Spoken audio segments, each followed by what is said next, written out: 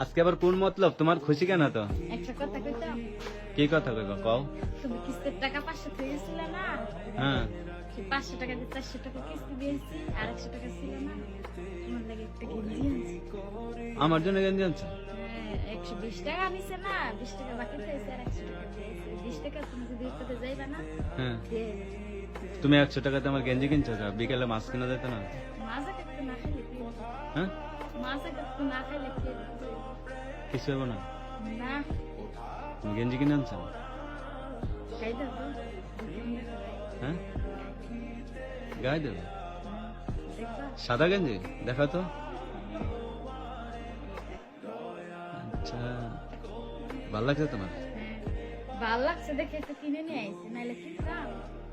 আচ্ছা দেখি দাও তো, গায়ে দাও দেখি। সুন্দর লাগে, সাদা জিনিস এমনিতে সুন্দর লাগে। তাই? আচ্ছা দাও। এই দেখছো, অনেক সুন্দর দেখা যাচ্ছে, কেমন দেখা যাচ্ছে? অনেক সুন্দর দেখা যাচ্ছে। সুন্দর দেখা যাচ্ছে। হ্যাঁ। তোমার কে কইছে আমার জন্য গেঞ্জি কিনছে? 100 টাকাতে মাছ কিনতাম, খাইতে পারতো না? এই মাছ খাওয়া দেখতেছো, দেখো তো গায়ে দিচ্ছে কি সুন্দর মানাইছে না? এটাই তোমার হাসিটা আরো বেশি সুন্দর হয়েছে। এটাই কত মাছ খাচ্ছে, এটাই ভালো লাগছে।